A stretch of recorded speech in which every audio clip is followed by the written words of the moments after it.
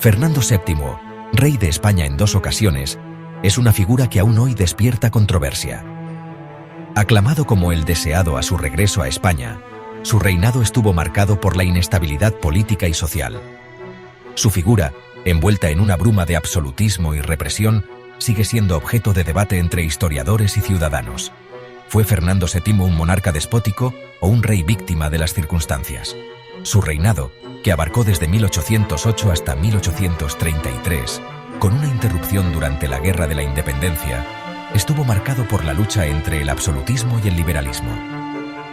Fernando VII se convirtió en un símbolo de la resistencia contra la invasión napoleónica, pero también en la figura que restauró el absolutismo, aboliendo la Constitución de Cádiz de 1812.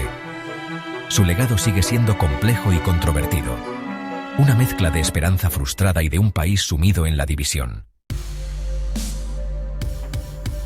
Para entender el reinado de Fernando VII, es crucial comprender el contexto en el que llegó al trono. España, a finales del siglo XVIII, era un imperio en decadencia. Carlos IV, su padre, era un rey débil, dominado por la figura de Manuel Godoy. Godoy, valido del rey, concentró el poder y tomó decisiones que debilitaron la posición de España en el contexto europeo. La alianza con la Francia revolucionaria, materializada en el Tratado de Fontainebleau de 1807, tuvo consecuencias desastrosas. La entrada de tropas francesas en España, con el pretexto de invadir Portugal, desencadenó una crisis política sin precedentes. El motín de Aranjuez, en 1808, forzó la abdicación de Carlos IV en favor de su hijo, Fernando VII. España se encontraba al borde del abismo. La llegada al trono de Fernando VII coincidió con el inicio de la Guerra de la Independencia. Napoleón, con la intención de controlar España, forzó las abdicaciones de Bayona, arrebatando el trono a Fernando VII y entregándoselo a su hermano José Bonaparte. Fernando VII fue hecho prisionero y conducido a Francia, donde permaneció hasta 1814. Durante su cautiverio, Fernando VII se convirtió en un símbolo de la resistencia española. La imagen del rey legítimo, preso por el invasor, unificó a la nación española en la lucha contra la ocupación francesa. Mientras tanto, en España, se gestaba un movimiento revolucionario que culminaría con la promulgación de la Constitución de Cádiz de 1812, un texto liberal que limitaba el poder del monarca. El regreso de Fernando VII a España, en 1814, estuvo marcado por la expectación. Sin embargo, el rey, haciendo oídos sordos a las demandas liberales, restauró el absolutismo.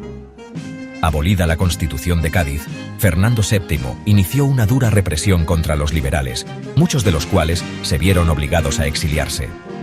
El periodo comprendido entre 1814 y 1820, conocido como el Sexenio Absolutista o Sexenio Abominable, se caracterizó por la persecución política, la censura y la vuelta al antiguo régimen. Fernando VII, haciendo gala de un carácter autoritario, gobernó sin contar con las Cortes, concentrando el poder en su persona. La represión y la falta de libertades políticas generaron un profundo malestar social. Un soplo de libertad truncado, el Trienio Liberal. En 1820, el pronunciamiento militar de Rafael del Riego obligó a Fernando VII a jurar la Constitución de 1812, dando comienzo al Trienio Liberal. Durante este trienio se llevaron a cabo importantes reformas liberales, como la abolición del régimen señorial y la desamortización de las tierras de la Iglesia. Sin embargo, el Trienio Liberal estuvo marcado por la inestabilidad política. La oposición de Fernando VII al régimen liberal, la división entre los propios liberales y la intervención de la Santa Alianza, que envió un ejército francés para restaurar el absolutismo, acabaron con el experimento liberal.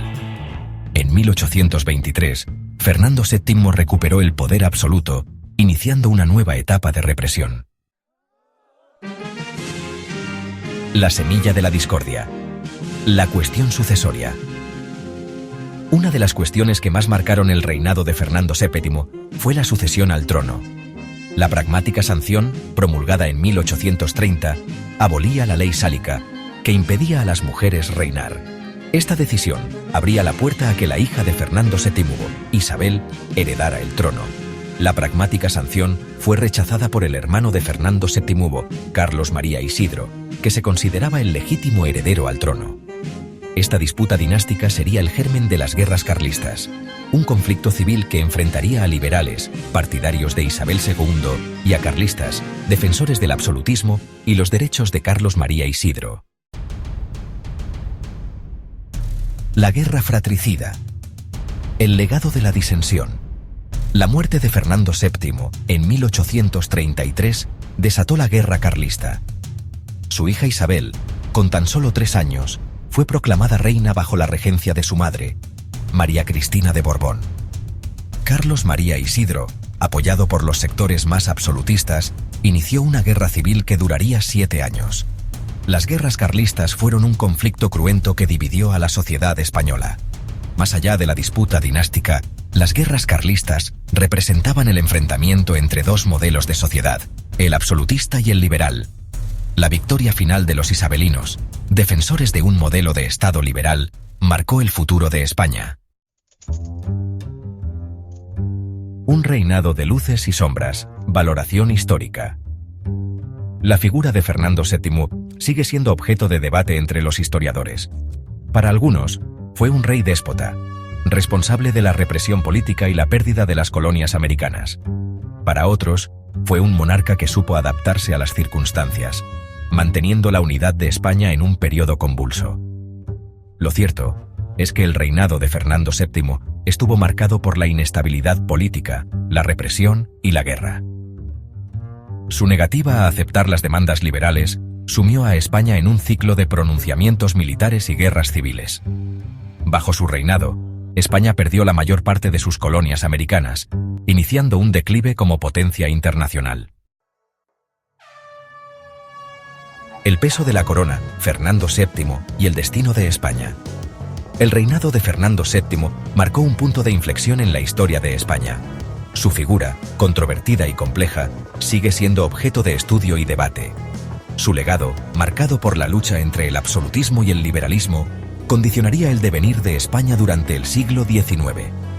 Fernando VII murió en 1833, dejando tras de sí un país dividido y sumido en la incertidumbre. La guerra carlista, la pérdida de las colonias americanas y la inestabilidad política fueron algunas de las consecuencias de su reinado. Su figura, a pesar del paso del tiempo, sigue siendo un espejo en el que España se mira para comprender su pasado y afrontar los retos del presente.